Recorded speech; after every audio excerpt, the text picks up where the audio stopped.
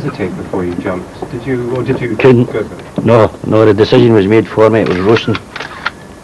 You know, it was fry or jump, so it was jump. Ready?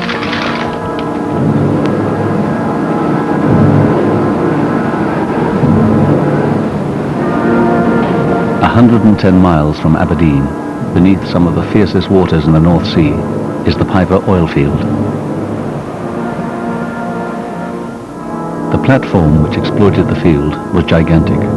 At its peak, it produced 30,000 tons of oil each day, worth £3.5 million. Its sheer size made it seem almost indestructible.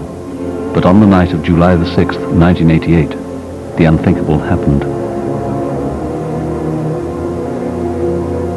In less than 3 hours, the Piper Alpha platform, standing 200 meters above the seabed, with 226 men on board, was reduced to this. The common image of the disaster is of a single devastating explosion. In fact, once it had begun, the catastrophe unfolded gradually. During one crucial hour, there were critical moments when it could have been averted.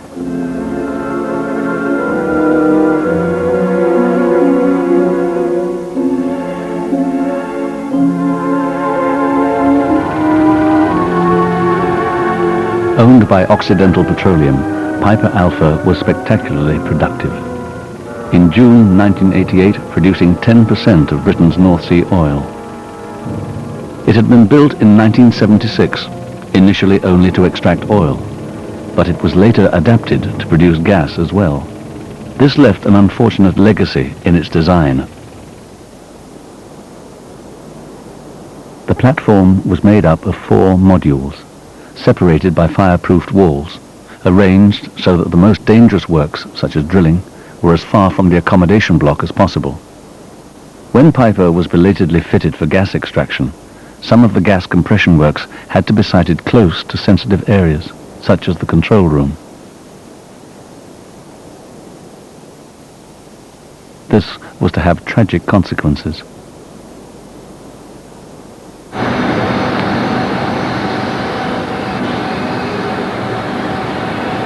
In the weeks leading up to July the 6th, a new gas pipeline was being installed, which involved welding work and changes to the normal operating routine.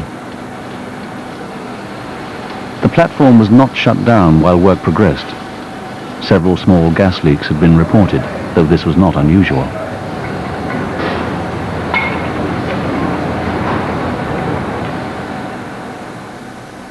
On July the 6th, one other piece of work was going on.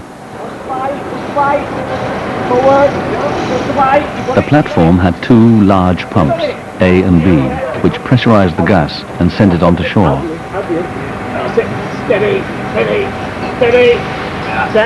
Pump A had been taken out of service that morning and a pressure valve removed from it for servicing. The open pipe was temporarily sealed with a metal plate. The pressure valve was meant to be replaced by the end of the day, but the job overran. All right, lads, pack it up. We're not running over here. I'll have to finish in the morning, I guess. The engineer in charge filled out the permit to work form, which let everyone know that the pump was out of action and couldn't be used. In fact, 2 permits had been taken out that morning for the pump. One was for the work on the pressure valve, the other for a routine overhaul, which would last 2 weeks but hadn't yet begun. The 2 permits became separated.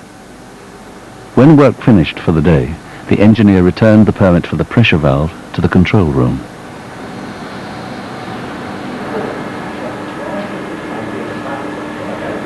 Finding the supervisor busy, he signed off the permit to work. He failed to inform the supervisor that the valve was off the pump and went off shift. No one knows what became of the permit for the pressure valve. The permit to work system on Piper had degraded. It hadn't been working well for many, many months. They weren't, in fact, thinking through in a proper way the risks of the process before they filled the permit in. Otherwise, a number of the things that occurred at the time couldn't possibly have occurred. And the whole thing was treated, it would appear, more or less as a formality. Another irregular practice was taking place that evening. In common with other platforms, Piper Alpha had an automatic fire deluge system. When triggered, diesel pumps would suck up huge amounts of seawater to douse any fires. But when divers were at work, the diesel pumps were switched over from automatic to manual start to prevent any divers being sucked up by the intakes. On other rigs, the pumps were switched to manual only if the divers were very near the intakes. But on Piper, they were switched over regardless of where the divers were working, so the firefighting system could only be started by hand. At 9:45, the swift spiral to disaster began. Phase 1 operator, over. We've got a trip on B pump. Better get down here and have a look at it, over. The second gas pump, Pump B, which had not been taken out of service, had stopped. If it could not be restarted within minutes, the gas supply for the rig would have to be shut down. Since the platform was powered by gas-fueled generators, the danger was that it could lose all power. If drilling was going on, the drill could get stuck at enormous cost. The supervisor kept a watchful eye as Pump B repeatedly failed to restart.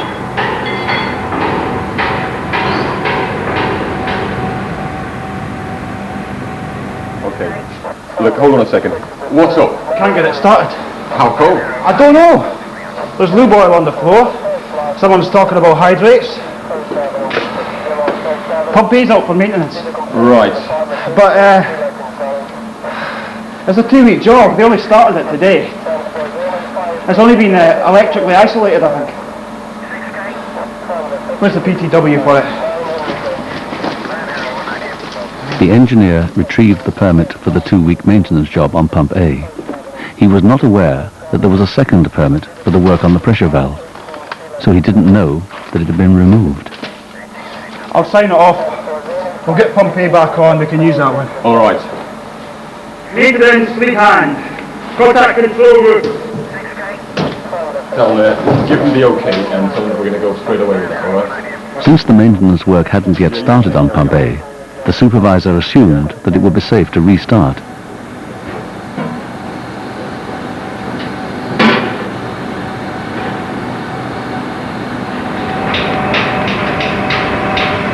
Have you earthed it yet? Not yet. Come on, we've got 2 or 3 minutes here. Come on. As Pump A was prepared for restarting, no one noticed that the vital pressure valve was missing, since the metal plate was 15 feet up and hidden by machinery. Moved it yet? Come on! We're short of time here.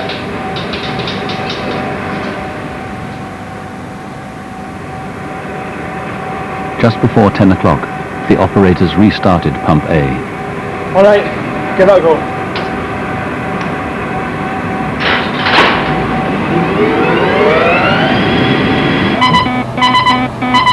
That's on, zone 3.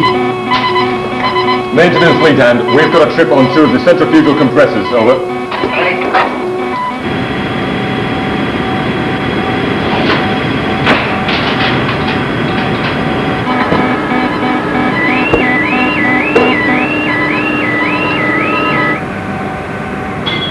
As gas flowed into the pump at high pressure, the strain became too much for the temporary metal plate.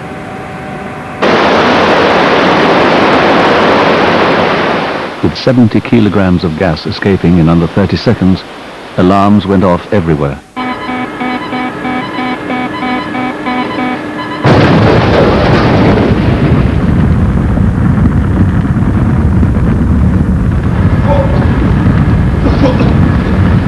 The supervisor hit the emergency shutdown, closing huge valves in the pipes rising from the seabed.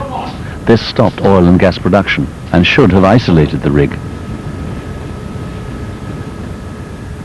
But the blast had blown down fireproofed walls to the adjoining oil separation area, rupturing pipes and, as this footage taken just minutes after the explosion shows, starting an oil fire. The weakness of the firewalls was another legacy of Piper's inadequate design. One might ask why the company had put in firewalls but had not put in blast walls. And one has to say that if you don't really analyze risks properly, if you don't really think the unthinkable, then all that putting in blast walls or whatever may represent is an awful lot of money, because they are costly, with no particular apparent advantage. So you're not inclined to spend money on things that you don't think are useful. You don't know how useful they're going to be unless you've really thought about it very thoroughly and deeply in advance. At this point, it's probable only 2 men had been killed, and the situation was far from hopeless. Other rigs had faced similar oil fires and either put them out or evacuated the men. But Piper's emergency procedures simply collapsed. Control was centered around the rig's manager, who was supposed to coordinate firefighting and evacuation from the radio room. We're out on Mayday. Mayday, mayday, mayday. Explosion and fire on the oil rig, on the platform, and we're abandoning the rig. But the radio room itself was damaged, and it appears that no attempt was made to use the public address system. There's a fire. Mayday, mayday, mayday. We're abandoning the radio room. We're abandoning the radio room. Transcripts of the Maydays reveal that no indication was given to the emergency services of how the rig was to be abandoned. Worse still, no one told the men on board what to do. From what training they had received, the men were supposed to muster at their lifeboat stations and await instructions over the tannoy. But the fire stopped them from reaching the boats, so they assembled in the fireproofed accommodation block to await evacuation by helicopter. Over 100 men gathered in the galley area, just beneath the helideck. But the wind was blowing smoke and flames over the helideck, making landing impossible.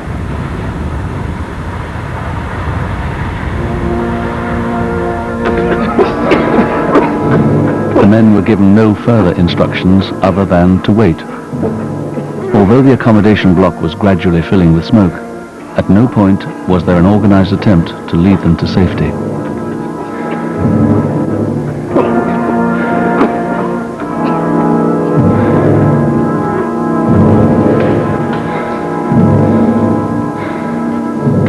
When the fire deluge system failed to start, 2 men bravely attempted to reach the vital diesel pumps that had been switched to manual.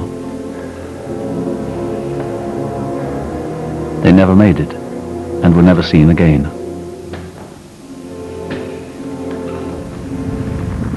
The emergency shutdown had stopped oil production on Piper, yet the oil fire continued to rage.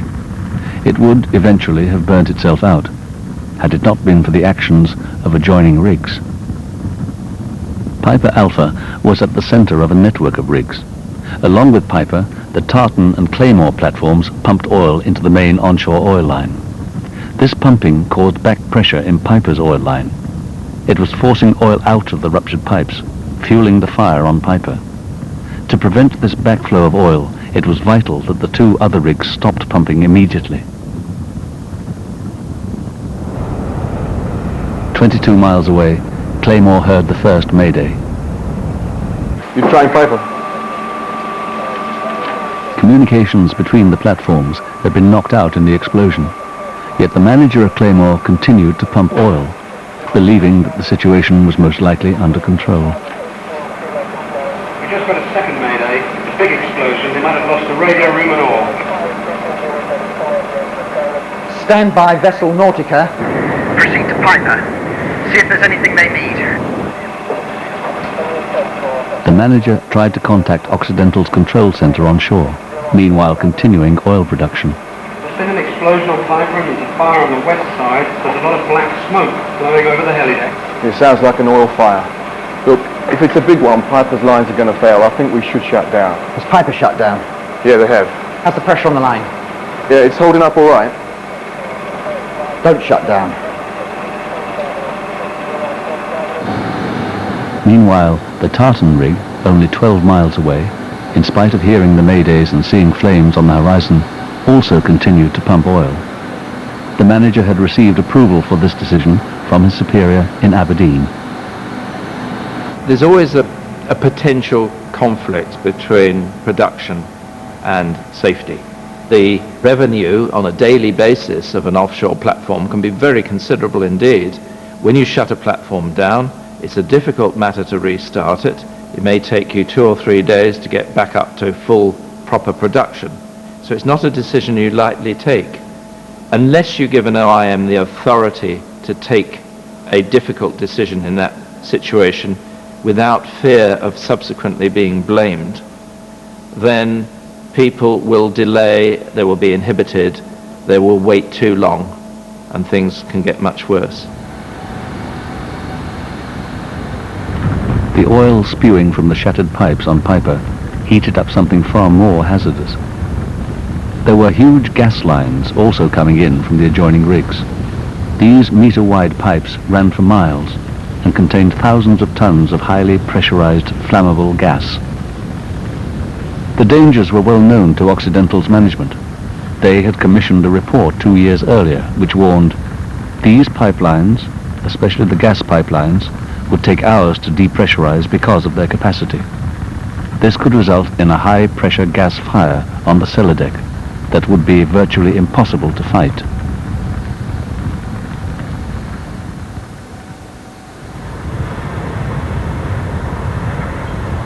Yet nothing had been done either to protect or strengthen the pipelines. At 10:20, the Tartan gas pipeline melted and burst.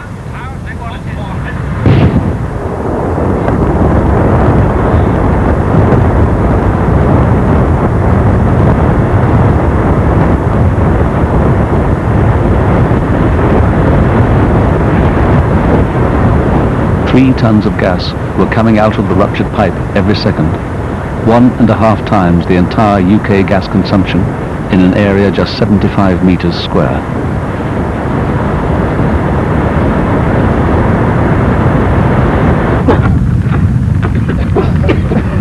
Yet even this did not seal the fate of those on board. Such was the efficiency of the fire cladding on the accommodation block that most of the men were still alive, although increasingly overcome by smoke.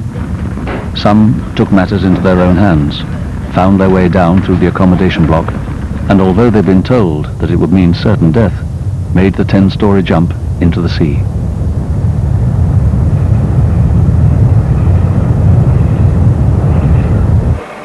The second explosion knocked out the telephone link between Claymore and Occidental's onshore control center. That's gone now. Can we shut down now? Now I need to talk to the emergency centre. Try and get them on the satellite system. We should shut down.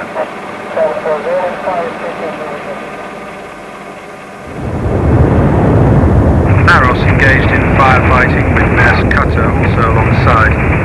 Other vessels and boats in the area. Numerous other vessels are proceeding. Other casualties sighted on the drill floor of Piper. Anticipate very high casualties. Believe casualties still on board platform. This is Claymore. Do you read? Over.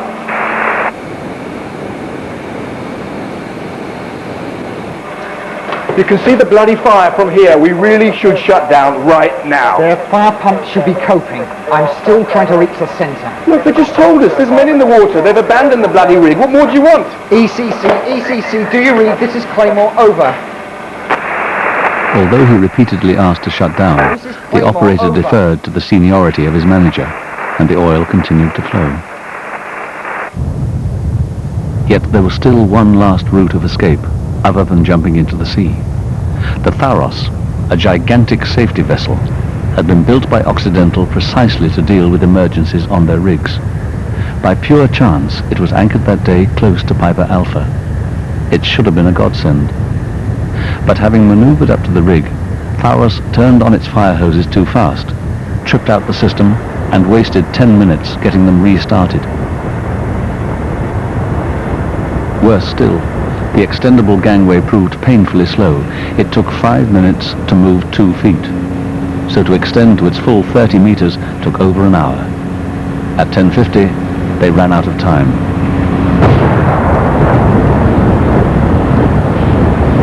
A second gas pipeline burst, containing thousands of tons of gas under enormous pressure.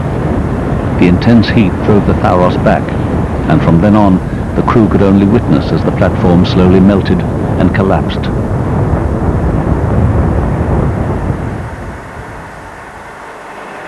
The manager on Claymore had finally raised Occidental's onshore management. No figures as yet. I don't know. The whole rig is enveloped in flame. It's got really bad. Ask him if we could shut down. Yeah, I'll do that.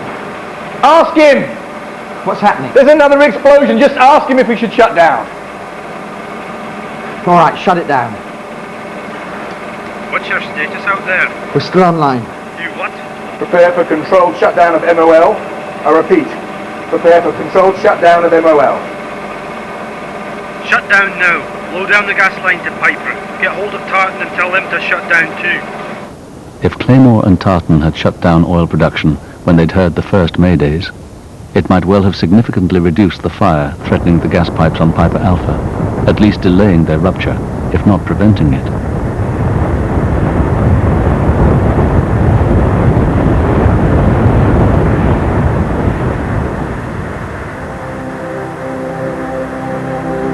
After withstanding the intense heat for over an hour, the accommodation block finally slid into the sea, and most of the rig fell after it.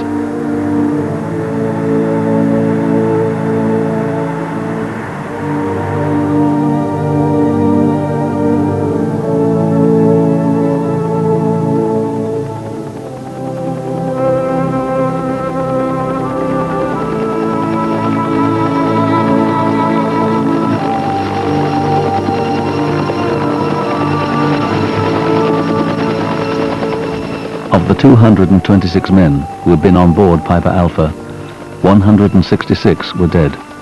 One more died later in hospital.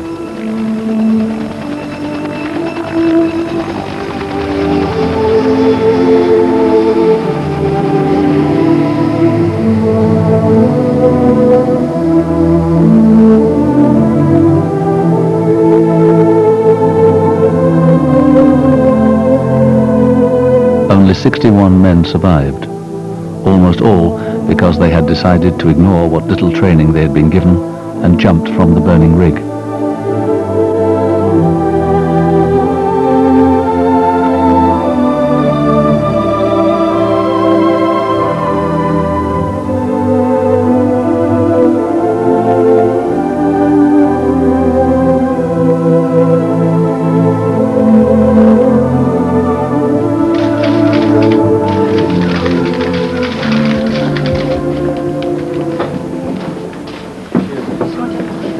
I'll run ahead of you.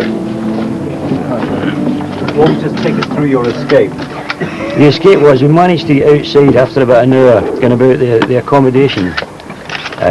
We get out and into a fab shop. When the rig started tilting over, the fab shop tilted over, and believe it or not, the jib of a crane, toppled, and that made a bridge, that we could get along to the edge and jump into the water from there. How far did you have to jump? About 100 feet. Can you give us some idea of the sort of thoughts that were going through your mind during that ordeal? You think, there was 3 occasions when we were trapped in the accommodation, you thought it was all over. When we got outside and couldn't get over to the rig, over to the side, we were trapped in this fab shop and there was things flying about and hitting you, and at one stage I get trapped and never get hurt. I don't know how, big heavy steelwork moved right up to me and never, touched me, but never broke anything. So you thought you'd had it then, and when you went into the water you thought you'd had it then. It was just horrendous,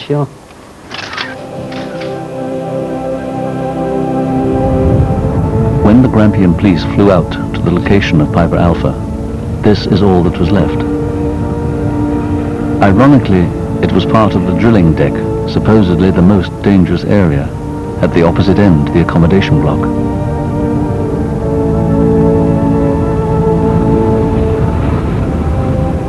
Three-quarters of the original platform had disappeared.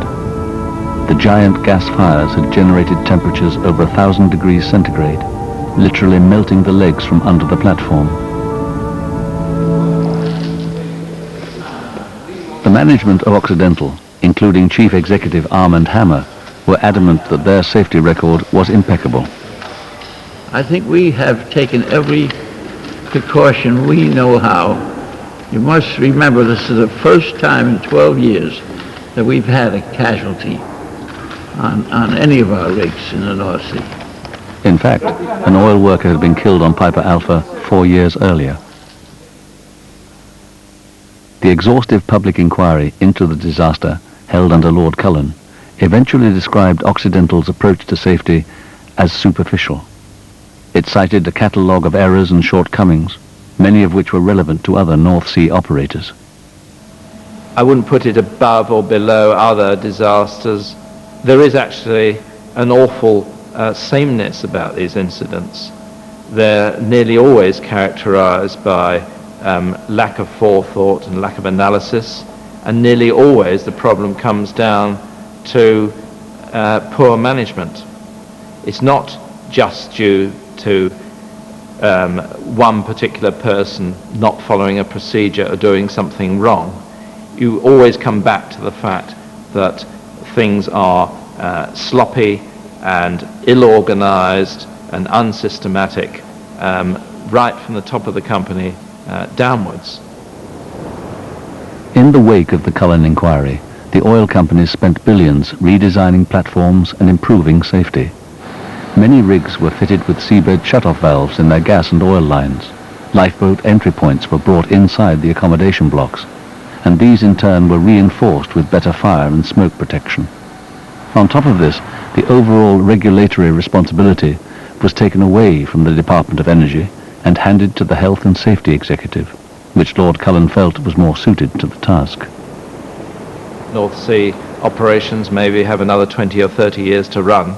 The hope has to be that there will never be another major accident of that sort, and I think there's a reasonable expectation that there won't be, because so much has been learnt from it. I mean, Piper Alpha was a terrible tragedy, but if we learn the lessons from it and put them into effect, then at least future events will have been prevented.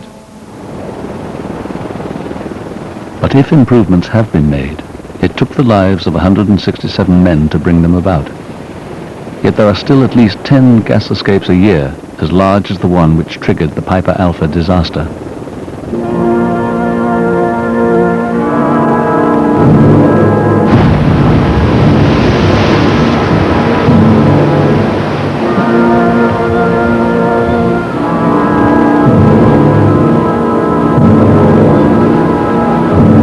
Occidental destroyed the twisted remains of Piper Alpha within a year. They have since sold off their interests and left the North Sea. Will you go back to work offshore? No, I don't think so. No.